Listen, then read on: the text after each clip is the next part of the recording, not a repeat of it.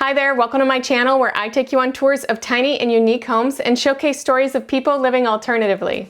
Today we're visiting with Matthew and Morgan, a young couple that are no strangers to living a unique lifestyle.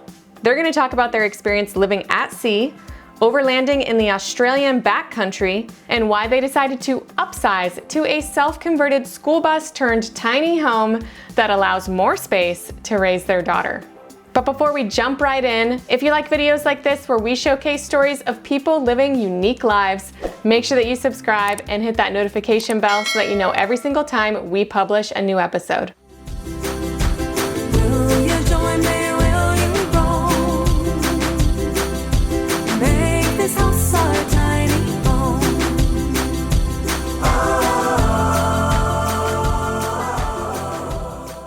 Hi, I'm Matt. I'm Morgan. This is Oppie. That's Nandi, and this is our home, the Green Bean.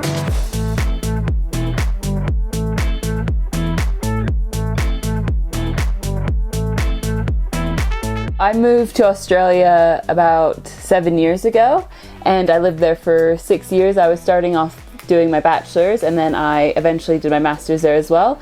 And that's where I met Matt, and I told him that I wanted to live on a sailboat. A year later, we actually bought a sailboat together and moved on to that for about a year and a half. We loved it. You know, we had it compromised. Yeah. That was long before you were even around. So when Morgan finished her master's in teaching,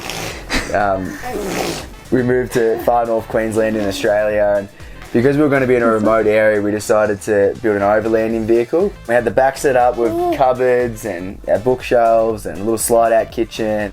When we found out I was pregnant, we knew that we wanted to move back to America to be around my family a little bit more. Coming to set up in a new country, it's expensive. It's not practical to move all of your belongings, so you just bring the basics. To then have to get into the rental market or buy a house, which wasn't an option at all, this just really financially was our best case. So we actually lived with my grandparents from November until June, and they were, irreplaceable. We had so much help, not only with the bus, but also with bringing Oppie into the world. The bus ended up taking about 4 months over a 6-month period, but it was doable, and we're finishing pieces on the road as we go, and that's no problem at all. We were really lucky with the build process. Morgan's grandparents have a bit of acreage, so we were able to have the bus at their property. So I did all the demo work there, stripped the bus down completely. I'd say we're around $40,000 into the full build, including the cost of the bus. We've been living in the bus for 3 months now. I think a lot of people view moving into a small space or traveling around with a child as difficult, but I don't see much of a difference between what I do here and what I would do in a home. Obviously our space is small, but that also encourages you to get outside. And that's what we want. You know, we want Oppie to grow up going on walks and, putting her feet in the water, to really embrace that lifestyle. Welcome to our home. This is Green Bean. It's our 2003 Thomas built bus. She's 30 foot long, around 8 foot wide and 12 foot tall, including the solar panels. So with most people doing this lifestyle, you want to get yourself off grid and into those remote areas. So we really loaded up our roof with solar panels. We went with residential panels, they're cheap to buy. So we've got 6 400 watt panels on the roof using the Iron Ridge system to mount them. All right, come with me and let's have a look at the inside. Welcome to the inside. The first thing that you might notice is this beautiful sun that we have painted at the front, and that was my idea. So I wanted to put a sun at the front of the bus, some moons at the back of the bus. Our daughter Oppie's middle name is Luna, so that sun moon sort of idea has been really important to us to incorporate in the build. So I painted the sun, and then my husband, who's a wonderful carpenter, thought he was going to outdo me one and build this mountain shelf. So now we have a wonderful setting sun behind the mountains, and it's really beautiful, and we love that. So one of the things that we wanted to do when we were building the bus is we wanted to make sure that it felt like our family home, that it was growing with us. So we kept it nice and open. We don't have any overhead shelving. We really just wanted it to be a nice big space where our daughter could grow and we could grow with her, and she'd have room to play. Another way we actually did that was adding this photo wall, and we haven't really seen this in lots of other bus tours. as you come up the stairs, this is what you're looking at. When you're standing outside the bus with this nice big window, this is what people are seeing from the outside. And that's really important to us because that's what we're all about. We built this bus to be with family, to be spending our time with our daughter, and this right here sort of showcases that. So we've got our couch on the driver's side and then our dinette over here on the side of the door.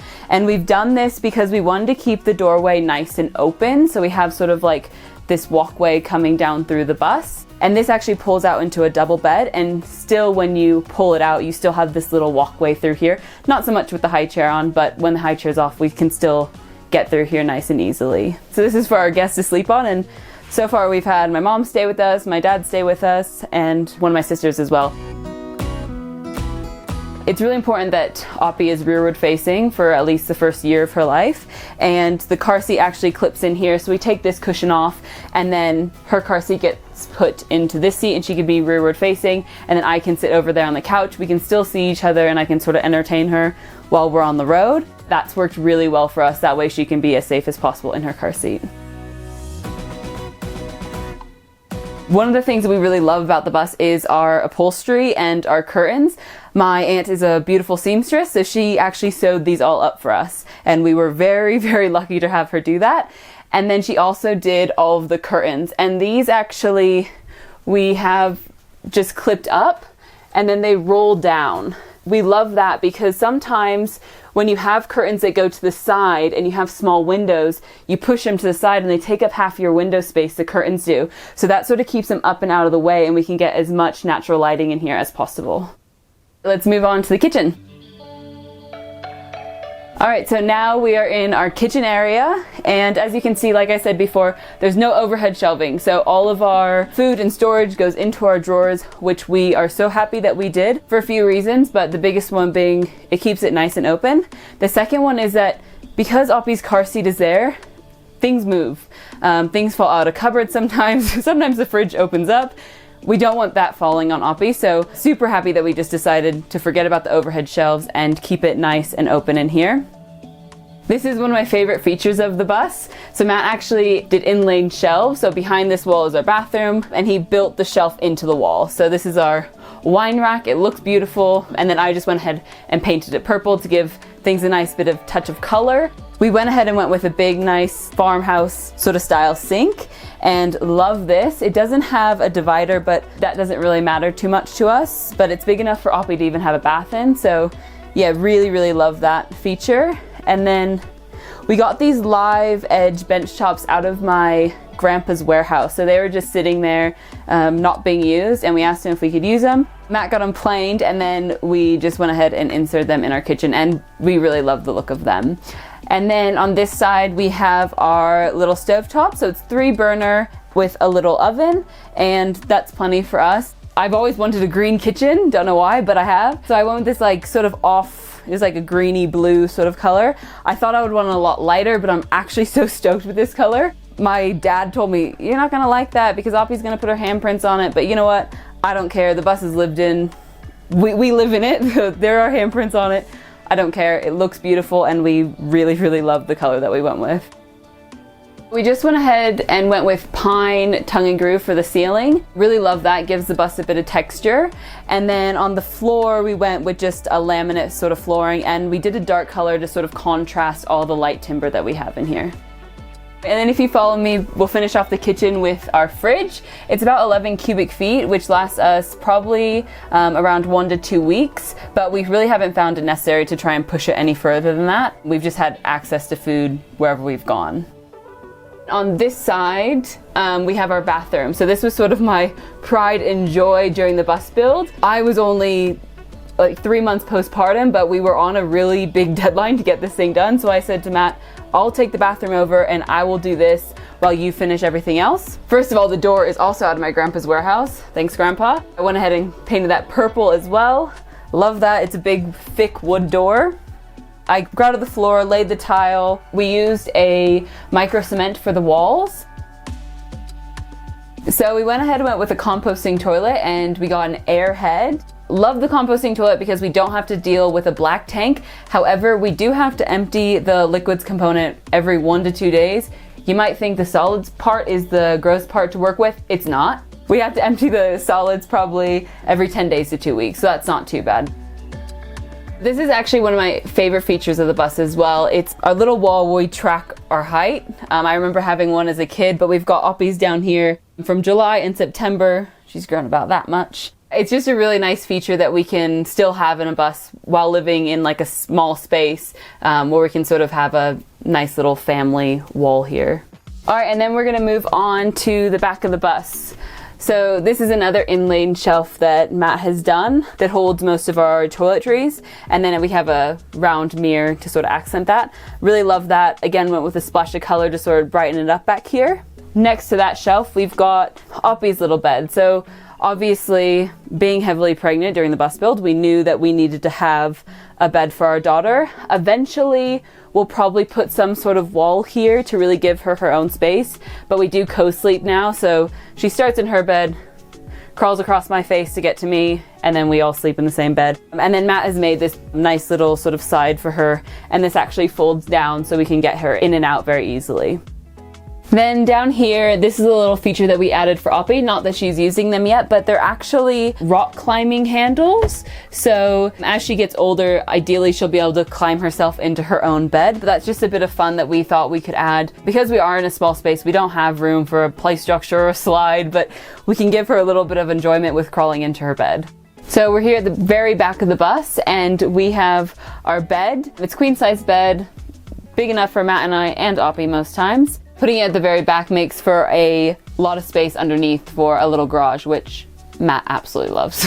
So I have lived minimally very long, but I did not want to compromise on a small closet. So we have a very large closet here at the back. In that we have our washing machine. Well, it's a washer dryer combo unit. So actually dries and washes all in this one unit.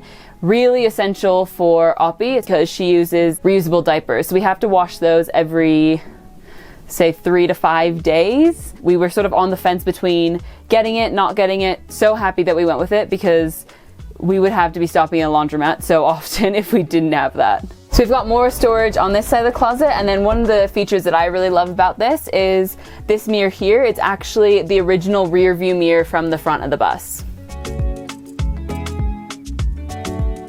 Throughout the bus we have 3 little hooks that actually come down from the ceiling, and we actually use those to hang Oppie's hammock off of. So she uses that for naps a lot of the time. It's just a really cute feature to have.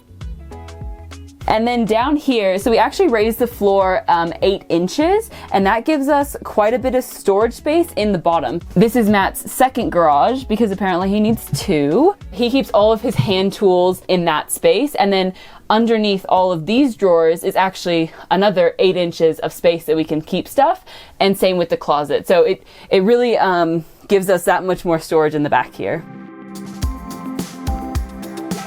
With the national parks in America being such a beautiful place to get to, keeping our bus under the 30-foot size to give us access to them was super important. So with this, it's got a short wheelbase, it can turn just as well as your average truck, and it just makes it really nice for our own vehicle to be on the road. It's changed a lot from the original yellow school bus. We went out, deleted all the windows, took out the emergency exits, raised the roof 12 inches, re-sheet metaled it, and then just refixed it out with RV windows where it worked with our layout.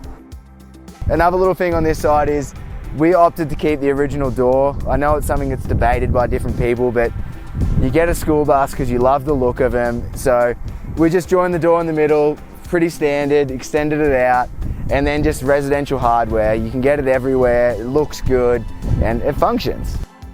So we've got the 5.9 Cummins in our bus. It's the 24 valve, and then it's mated with the Allison 2000 transmission, so that's a 5-speed with the overdrive. This is a great engine. It's in a lot of heavy duty trucks, so sourcing the parts for it is really easy. On this side, other changes is we've got our instant hot water heater here. We should have maybe done a little more research on that. We have a hot shower, but it's not as hot as we'd love. And then we just got our standard our starter batteries in there, so that was a built-in locker. This is also a built-in locker, but I just extended it down by 5 inches, and that way I could get 2 regular 20-pound propane bottles in there. So they're just your barbecue ones, swap and go, and we're getting around 5 weeks on a bottle. So that's running our gas hot water, which obviously for showers, cooking. We also have a washer dryer inside. And then we're cooking with propane for our plate and our oven. So we're fairly happy with that efficiency. Also in there, I keep an air line. So that's hooked into the bus's air tank, so I can check my tire pressures, adjust. And we also keep our water fill lines, you know, a little hose. It's nice to have that on this side of the bus because that's also where we're filling up. So for the most part, getting water on the road hasn't been an issue. The other day we had to pay, you know, around $20 to fill our tank, which is a bit pricey, but most places you go, like, they want people to come with their RVs. They want people to come to that town, so they put facilities there and they just want you to do the right thing, dump. They might ask for a donation. So it's not too much of a hassle. Just plan ahead, use some of the apps like overlander to help you along the way. And coming down, we've just got our vent for our composting toilet, pretty standard. And then we just got a gravity water fill here. And then other things is we just rerouted the exhaust pipe out the side here, and that made room for our grey water tank goes in this area. That was a bit of a mistake. We only went with a 50-gallon grey water tank. We just fill it too quickly. The grey water is only 50 gallons, and when we've got 125 of fresh, that doesn't add up. So to put a bigger tank under there, it would have started to hang down, and I didn't want to ruin that departure angle. So I went with the 50. It's something would change in the future, and we may even actually change it if we get some time down the road. So on the back here, we haven't done a huge amount other than we took out the windows, sheet metaled over those. And then on the back there, we've got our outdoor unit of our mini split. We're glad we put that on. We can run it on our solar, no problems. In the back door here, this is my garage space. I love projects. I love being able to have my tools on the road with me. So under our bed here, we've got all of this space. And because we did that 12-inch roof raise, I guess you could picture that we gained this whole section here of storage under our bed, being able to lift the bed slightly higher. I had to cut out the floor here to make my bike fit, but it gives you a good example of the insulation in the floor. So there's 4 inches of insulation in the floor there. So, and that runs through the entirety of the bus up until the front door area. You know, it's not perfect, but it keeps it a lot warmer and you don't get all that cool draft coming up underneath. So, and then over on this side, we've got our electrical system. So I've got 3 200 amp hour batteries, got a 3000 watt inverter, really happy with that. You know, we're getting close to 3.5, 4 months on the road. Haven't had to plug into power once. That's running our air conditioner, washing machine and dryer. And, you know, admittedly we're sort of in summer at the moment, coming into fall, but it's been fine for us. It's worked really well. So when you come back around this side of the bus, we've got a little water tap here so we can rinse off our feet, wash the dog. Another benefit with this bus was the built-in understorage. So it starts here and runs all the way back to this rear wheel, so it's a huge space. In there we keep a tandem bike trailer for our daughter. We've got dog food, hoses, a suitcase. Without this space, I don't know where we would have put this stuff. So we're super glad we ended up with this. It's a beautiful feature for the bus to have. I'd love to inspire people to show them that this is an opportunity for them. You know, I have a bit of a skill in this background, but a lot of it has been self-taught and then spent countless hours learning along the way. So it's definitely doable and you just have to put in the time and effort. We plan on being in this bus for a few years. We don't plan on going away from alternative living. We just really love the idea of living a little bit differently and simply. Thanks for watching this week's episode. I hope you guys enjoyed it. Please make sure to like, share, and subscribe, and I will see you soon with another unique home tour.